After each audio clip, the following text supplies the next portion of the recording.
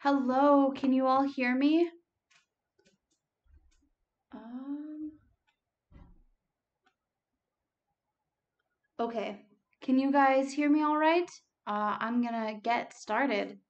Thank you so much for joining me live for a poetry reading. I just have to let you know up front that we have not been feeling well in the Maxwell household, and so this morning I created a few videos that will pop up on your screen. So if a video shows up on this live feed, it's not that the live feed has ended. That's just a break that I've scheduled for myself to have a sip of tea or water, because my throat's really feeling it tonight. So I apologize for that in advance, but we will try to get through this and have some fun. So thank you so much for joining me. I can see a few of you are already on here. Um, for those of you who are joining and might not know that much about me and my husband, or who will be watching this later because I'm recording it, so hopefully I can use this again some other places. I'm just gonna kind of describe the process behind writing Already Almost Home and why that title, why this book. So when my husband and I got married, we were living out in Colorado, attending school out there. We got married after my freshman year of school, and um, we weren't sure where we were going to end up after graduation. Were we going to live out in Denver? Were we going to move back to Minnesota, where all of our family's from? And so we took a week and really prayed hard about what the future was going to hold for us. And during that time, my husband was contacted by a ministry in Kentucky, um, and told, I don't have a offer for you, a job offer, but I do have an opportunity. And you'll have to raise your own support, but would you be interested in joining us in this ministry? And um, that my husband had interned with them 2 summers in a row in high school and really loved it. And this was his dream job. And we didn't think that we'd be able to do something like that right out of college. We thought he would be a pastor somewhere. We would build it up slowly, and maybe when we got close to retirement age, we'd get to do this traveling ministry. But it worked out that we got to do it right out of school, and that was really cool. And saying yes to my husband's dream job allowed me to have the time and space to pursue writing as a career, because at that point I was in school for education. I was going to graduate and be an English teacher. Uh, and I love teaching, I really do, but that was the safe option. That was something I could do while I built up my writing career. And if my writing career never took off, then we'd still be able to make ends meet. Uh, so it's been really cool to have the time and the space to be able to pursue writing. So when I switched my major to English, because at that point it was an education major, and I changed it to a minor and switched to English as my primary degree. I lost something that was really cool to the ed department, and that was this capstone portfolio project. So when you're in education at Colorado Christian University, I'm sure this is the case at other schools too. Each semester you take ed classes and you fill up this online portfolio with toolkits and rubrics and evidence for how you meet the state standards for education. And at the end of your schooling, before you graduate, you present that to a panel of education professors and kind of argue for uh, why you should get to teach in the state of Colorado, what you've been doing with your 4 years in a degree. And we had really hard classes in the English department, but I didn't feel like we had something like that. And so I kind of created my own thing, which was this side. It's mirrored and that throws me off. But this was my very first chapbook. It's a micro chapbook of poetry with one short story, and it was kind of like, I viewed it as a capstone project. If I'm gonna pursue a degree, or if I'm gonna pursue writing as a career, I wanted to do kind of a trial. Could I do this? And my husband and I decided that we would self-publish it, and even if eventually I wanted to go on to be traditionally published, at least I understand the publishing process, so I could work with a publisher to market my own book. But I found out in the process of creating all or aesthetic blindness that I really enjoy the marketing side of writing, and I want to be involved in my work from start to finish through the whole creative process. So that was part of what led me to create Hartsfield Homestead and Press. You can see the logo in the corner of your screen right now. I want to make writing a career and a business for myself, and so when I published when I published Aesthetic Blindness, I did enough research in publishing to be dangerous. I ordered a print run of 1,000 books, and in the first 6 months after publishing it, I was able to sell 250 copies, and I remember being really disappointed about that. Uh, But obviously, this was my first project. I had never done anything like this before. I knew nothing about self-publishing prior to formatting this for ebook and print. And so a lot of the research that I did leading up to it didn't really help me out that much because I didn't know the right questions to ask.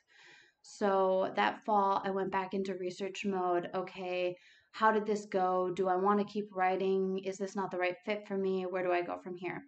And I found out that as a no-name, self-published poet, the 250 copies was pretty good.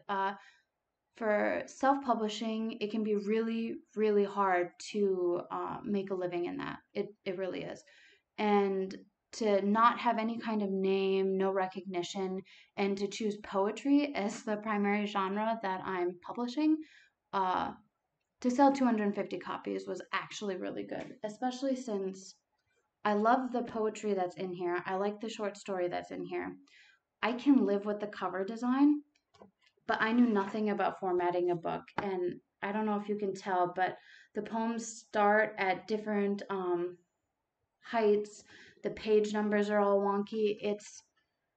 I'm surprised I was able to, but I learned a lot with that, and I was able to apply that to Already Almost Home. And I got the idea to do Already Almost Home um, that last month that I was in school. We met with one of my professors and her husband. We're friends with them, and they had us over for dinner. And we were explaining what we got to do post graduation. And Seth and I have been talking about doing some kind of journaling or blogging to give a glimpse into our life on the road, because not a lot of people get to graduate college and move into a camper and hit the road and travel the U.S. full time. We understood that that's a very small demographic. It's growing now, but it's very small. So we knew we wanted to record it somehow, and I thought that poetry and writing was going to be the best way for us to do that. And my professor's husband suggested that I write a list of expectations at the beginning of the year, and then at the end of the summer, after we've traveled for a couple months, kind of review how those expectations were and weren't met. So that list of expectations made it into the first draft of Already Almost Home, but it didn't make it into the final cut because I didn't want people to read this book and go, oh, this is like everything. This is what it's 100% like. I pared back what I wanted to include in here because I just wanted to give a glimpse. It's just the start of a conversation. And so there's a lot in here, but it's not the full picture of what it's like to live on the road. So it's just a little glimpse that I'm getting to share with you, but I'm so excited I get to share it with you. I created a book trailer, and that's the first video I have lined up here to give myself a little bit of a break. So I'm going to take a sip of tea while you watch that book trailer, and then we will get into reading the poems that I've marked for tonight.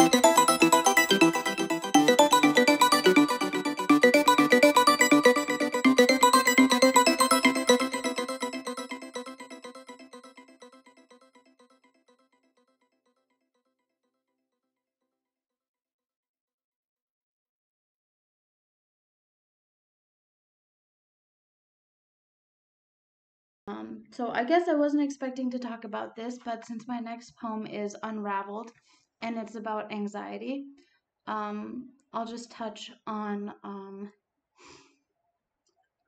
it's been really nice to be in this house this fall. I don't know who all's watching at this point because I think I understand technology, but apparently I don't because I can't tell who's commenting. I can see that there are comments, but I can't see those, so I'm really sorry. I'll have to get to those when I pull up a video. Um, but this next poem is about anxiety because I don't know if I have chronic anxiety or if it's transitional and we've just gone through a lot. But this fall we lost my brother, and it's been a blessing to be in this house. It's just been really comforting, and I'm going to need a moment, so I will play one of those videos a little bit early.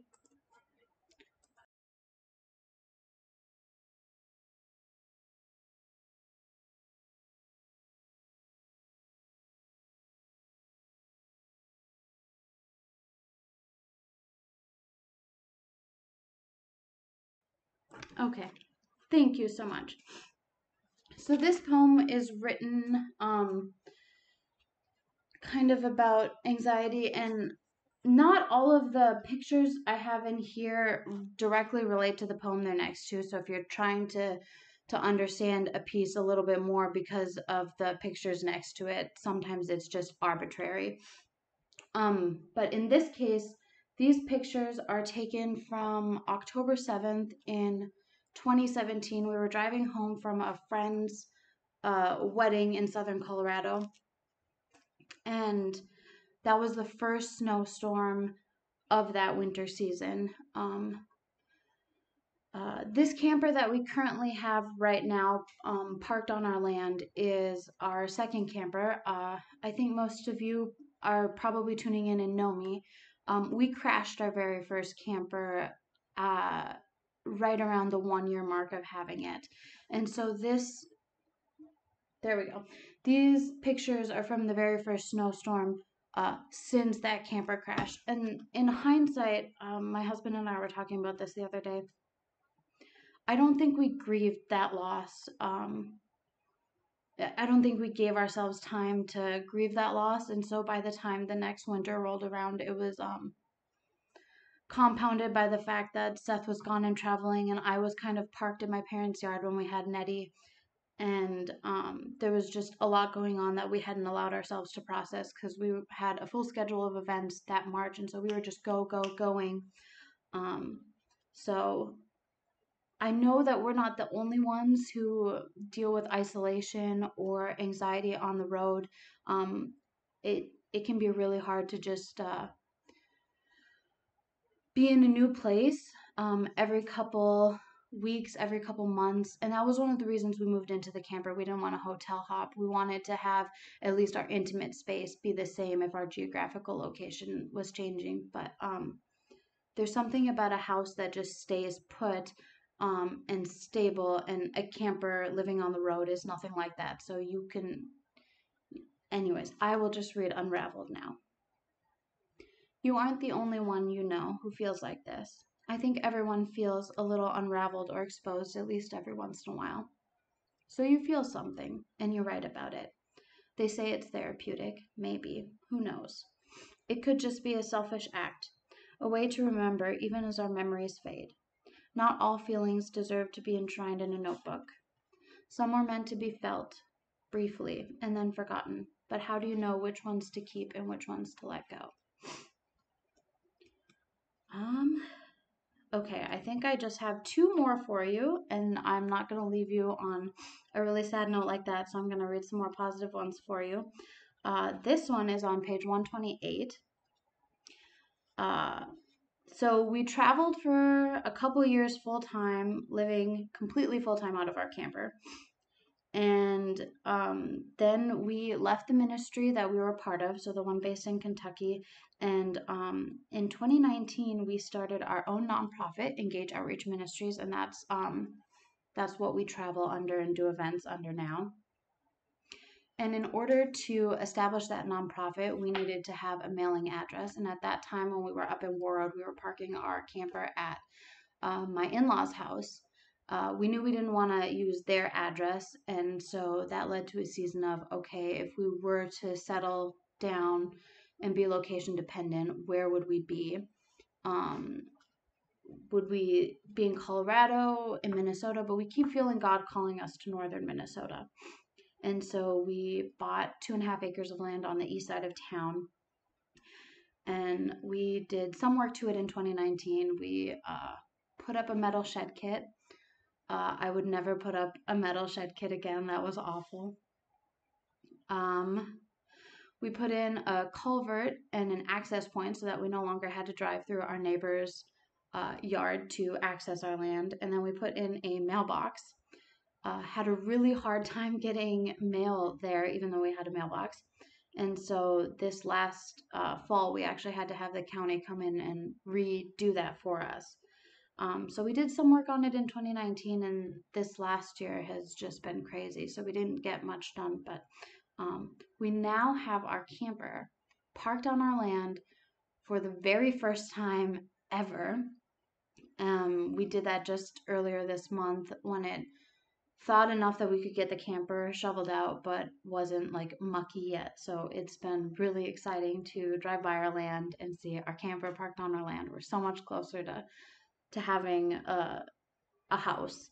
So when it rains, the culvert gleams in the June sun. We roll it like a log into the ditch. Is it level? Will the water flow through? We won't know until it rains. One load, then another. Garbage fill, but to us it is a treasure. It is our gravel, our driveway, our new home.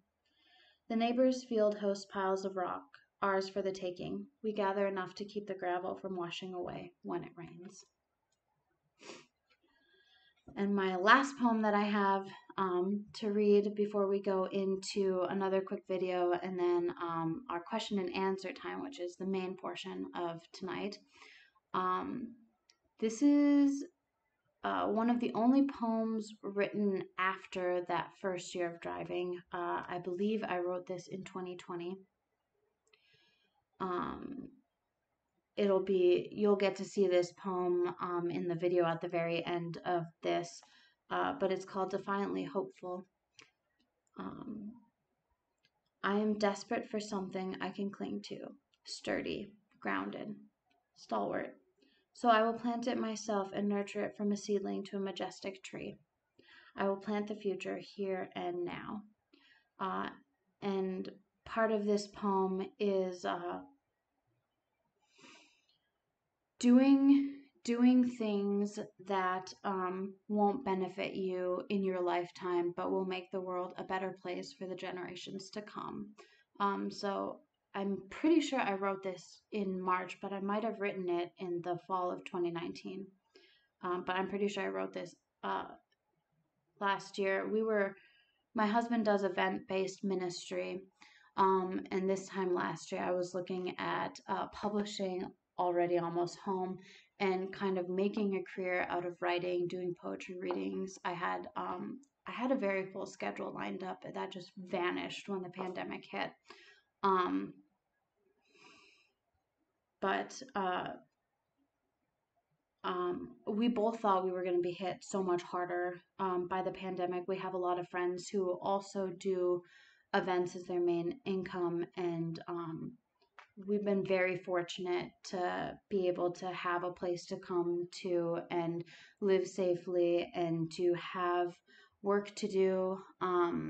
Through our nonprofit, we raise support as missionaries, and so even though events were a part of our income stream, we weren't hit very hard because there were still ministry opportunities that we could be involved in, and we still had monthly support coming in. So I am going to play a short video, a shameless plug about my website that you should go visit because I worked very hard on it and it looks really nice compared to the one that I started in 2015. And while that is playing, I will try and figure out how I can look at the comments so I can answer the questions that you have. Otherwise, I have a couple stories of our first year mostly, but life on the road that I can share with you and then answer your questions later. But I'm going to try and figure out how I can look at those comments from here. So Thank you.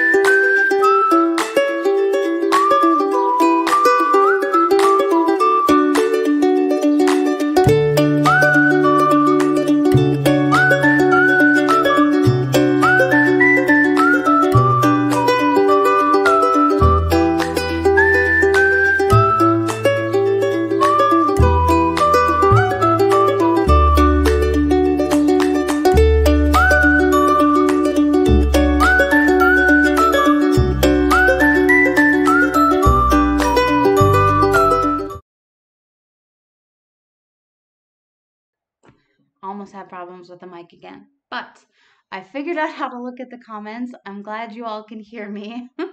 uh, so if you have any questions about life on the road, I've got a couple frequently asked questions that we got a lot that I can give answers to as you think of things.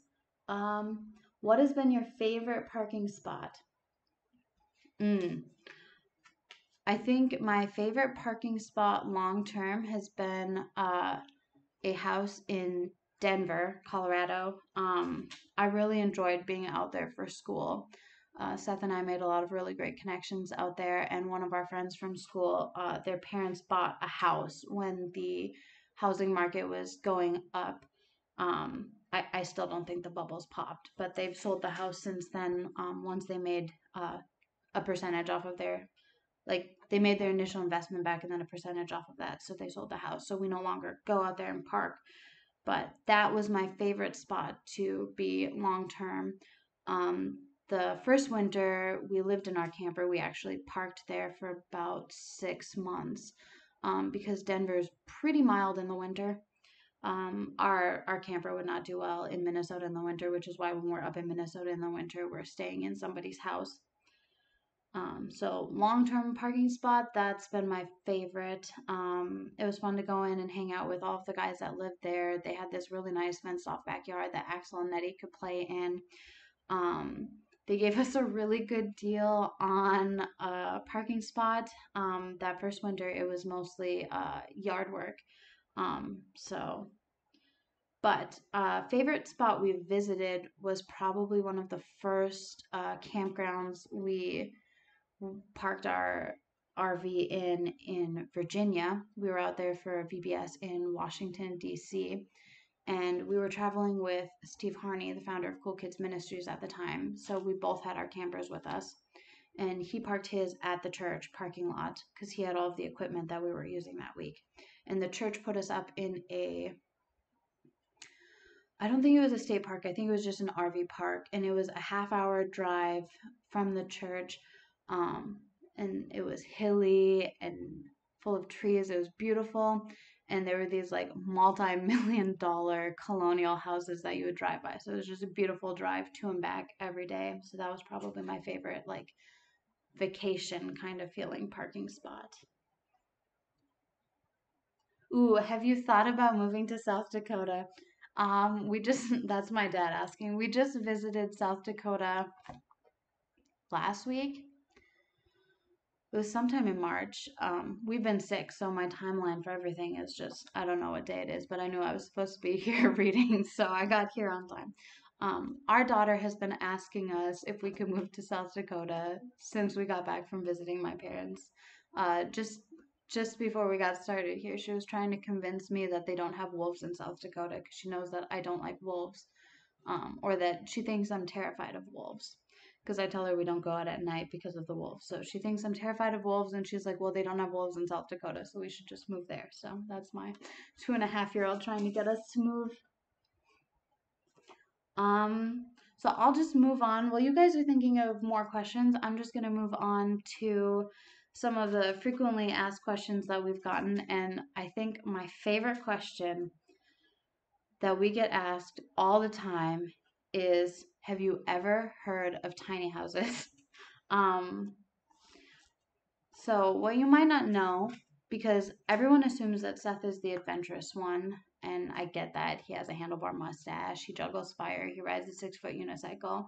I get that people think that he's the adventurous one, but it was my idea to move into a camper. Um, and we chose to do that because we didn't want to be um, hotel hopping, like I said. And when we joined this ministry, Cool Kids Ministries, um, the two team members who are currently working had a house and apartment in Kentucky, but they were only home maybe 60 days out of the year. So we didn't want to pay for an apartment or a mortgage and not be there. So I knew being able to take our house with us would be great. We didn't think we had the time or the money to build a tiny house. Um, and there wasn't a whole lot of information about tiny houses and RV living when we first got started looking into it and then moving into a camper. Since then, there's like so many YouTube channels, so many Instagram feeds of people doing exactly that, and we didn't have those resources. So we thought, it doesn't matter if we do a tiny house or a camper, both are fine. In hindsight, we would have moved into a tiny house or a van much sooner. If we had a do over, we would have picked a smaller space sooner instead of trying to get an apartment in Denver. But it just cracks me up. People are like, "Have you ever heard of tiny houses?" Yeah. Yep, I live in a camper. I've heard of tiny houses, so that's one of my favorite questions that people ask me. Followed by, when are you going to settle down? I think what people mean is, when are you going to get a regular job? That's probably not going to happen. I think we're going to be doing this traveling ministry or ministry in some form of another, coupled with building a career in writing. And so it's not going to look like a normal 9 to 5, probably ever. If they're asking when we're going to settle down, as in when are you going to have kids, we have two, and we still live this crazy life of semi nomadicism. So we're seasonally up in Minnesota, location dependent for a time, but have the option to travel wherever. So but we are looking at building something or moving something to our land this summer. The kids are starting to get old enough, and if we have more, it's going to be really hard for me to travel with Seth with kids to do events. So we knew that one day there might come a time where we settle more in one area, and Seth does day trips to and from there. So, like within a certain hour radius, or the kids and I would just stay home. But I don't know if that house is ever going to be really big. We want something that we don't mind locking and leaving for 6 months, because we know that travel is always going to be a part of what we do. So, um, ooh, this is one of my favorite stories because you don't think about things like this when you move into a camper. Um, Camper toilets are not like regular toilets, and I'm sure you know this, but our first camper, to flush it, you would hit this pedal on the floor. Um, and one thing that Seth and I didn't expect was how quickly we would get used to camper life. I thought it was going to be really cramped, and the space is fine. We thought it was going to take more than that first summer to get used to it, but we adapted to camper life really fast. And I realized this when I was in, it was either a truck stop or someone's house, and I used the bathroom and I could not figure out why the toilet wasn't flushing. I was standing up next to it, like stomping right next to it, and then I realized I'm not in my camper. I have to use the handle like a normal person. So there's a lot of like really quirky things that you don't think about when you move into a camper. Ooh, tell us about Lake Bronson Bible Camp Ministry this summer. Yeah, so a huge blessing that Seth and I have had, because we run Engage Outreach Ministries, is our funding comes through monthly support primarily, and so our heart and our desire is to help ministries that can't afford to have people like us on staff full time. And so we had just been hired as the part-time directors of Lake Bronson Bible Camp last February. The pandemic broke out in March. Our technical first day of starting was April 1st. We had never directed a camp before. Up until that point, we had spoken at a lot of different camps, but um, we thought the summer was going to be a huge learning curve because we had never directed a camp. But Minnesota's regulations put a whole nother layer on that. I don't think Minnesota was expecting youth camps to operate. They didn't release their guidelines until July 1st, and we opened up our first elementary camp. I think it was July 5th. So it was really crazy. But because most of our campers and staff come from northern Minnesota, that region, it's a very local camp, and so we weren't mixing with groups from outside. And so we were able to operate safely. I think because we're such a small camp, we were able to operate safely within the guidelines. We had a great summer. I think there were 11 reported salvations and 17 rededications. So God was using our time at Lake Bronson last year, and we are so excited that we will be directing there again this summer. We have 2 elementary camps. We just had one last summer, but we decided to break it up into 2 different weeks. So we have the first and third grade, June 14th through 17th, and we have the 4th, 5th, and 6th graders the following week, the 21st through the 24th. Our theme is training for the race. It comes from 1 Corinthians 9:25. And so for our youth camps, we are using a Olympic theme. The Olympics were supposed to happen last year in Tokyo. They've been postponed to this summer. Hopefully they still happen. Otherwise, we're still using an Olympic theme and it'll just be fun. But we have our senior day is our first event. That's for ages 55 and up, and we've actually renamed it. It used to be senior day. It's now Throwback Thursday. We've got 2 weeks of elementary camp, men and boys retreat, women and gals, teen camp for students who finished grade 6 through grade 12. And then we have family camp at the very end of the summer. Mark your calendars for August 13th through 15th. We're going to have Kenny Danielson as our speaker, and the Lubin Brothers are they're a band from Florida.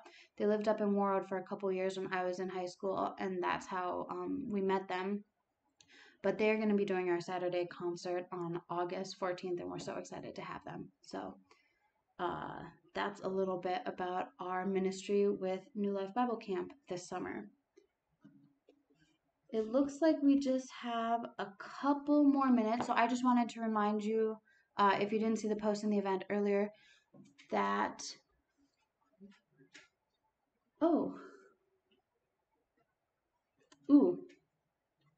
okay, I will get to your questions in a moment, Mary. I just wanted everyone to know that if you go on today to Amazon, you can get Already Almost Home for free on Kindle in celebration of National Poetry Month.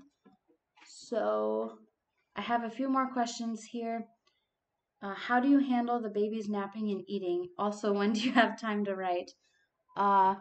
It'll be interesting with 2 now. With Nettie, my time to write was during her nap. So when she was really little, she napped all the time. And so writing with a newborn was kind of easier than I anticipated. It wasn't until about 4 or 5 months when she was really mobile that it was hard. She used to take 2 2-hour naps a day, and I love that because I could use the morning one to get the camper clean because it doesn't take much time, and I'd use the afternoon one to do a lot of writing. Because when you live in a camper or a small space, you can only work on one project at a time. So I'm like, I'll get all of my household stuff done in the morning. Cook dinner like once a week. We have this in spot, so we'd make this huge meal and then eat that for supper the next couple days. So I'd get like a 2-hour stretch every afternoon to write, and it was wonderful. already our babies don't nap at the same time, so I get time to write when Seth gets home. I he's he's got the primary income, like ministry is our primary thing, and writing is something we're trying to build up. So we've been devoting more time to writing. So Seth has had the kids a lot this spring, which has been really nice. I don't know when I'm gonna get to have time to write this summer, so I know that's coming up, and I'm gonna work ahead to get some projects done because I also know that Elwood, we were really, really hoping that he would be laid back, and he's very active like his big sister. So I know once he hits that 5, 6 month mark, I'm going to be chasing him too. So I don't know in the future when I'll have time to write, but right now, when both kids are napping, I can get writing done, or when Seth doesn't have a busy season and he can have them for an extended stretch like he does right now at bedtime. um, and then I thought I saw one more. Okay. Do you see your future including homeschooling? Yes. Um, we knew before we started this traveling ministry that homeschooling was probably what we were going to be doing. So, yes, I'm very excited to homeschool. We've been looking into unschooling. I don't know if you're familiar with that, but it's letting kids kind of dictate what they learn about based on what they're interested in. So yeah, there would be certain subjects that you have to have knowledge in: math, geography, history, kind of, but letting having an overview of like, here's what we want to cover within the school year, but maybe we're working on this right now because that's what the kids are interested in. Like Nettie's really interested in art right now, and I understand she's 2.5 years old. She doesn't have to be going to school, but she's really interested in art, so we're giving her lots of opportunities to explore that. Um, we've gotten her a sketchbook that's good for all different types of paints, acrylic, watercolor sketching, and a really nice watercolor set because she spends so much time doing those activity books that are water only, and either the paint is in a cool pattern on the paper and you just get it wet and fill it out, or it's we got one where it's hidden. It just looks like a black and white drawing, but when you add water, there's color, and that was really cool, and she loved that. But she did so much of that that she's kind of over it. She just wants like a blank page and paint. So it's been really fun to watch her progress in art even as a 2.5 year old, because we've noticed that as an interest and given her the opportunity to practice that. So yes, we're very, very excited for homeschooling and think that it could be really good for our kids to not just read about things in the history book, but be able to actually go to those places and plan those into our travels that we're already doing. So yes, we are planning on homeschooling. Okay, I just want to thank you all so much for coming. We're a little bit over the 7:45 end time. That was never really hard and fast, but I do have to help put the kids to bed. So thank you all so much for joining me. I am so sad that we can't meet in person yet, but I've got some events coming up in April, hopefully, and then again in May. So once those are finalized, I can get you more information on a possible book signing and maybe some library readings that I have coming up. Uh, so I know you've already seen the little video for the email, but if you want to stay up to date with what we're doing with writing, I send out a semi-regular email, just kind of going over what it was I either accomplished that week with writing or what I'm hoping to do, what project I'm currently on. Um, so you can sign up for my email list and get semi-regular email about what I'm doing with my writing. Otherwise, thank you so, so much for coming. It means a lot to me to have an audience for my art. So thank you.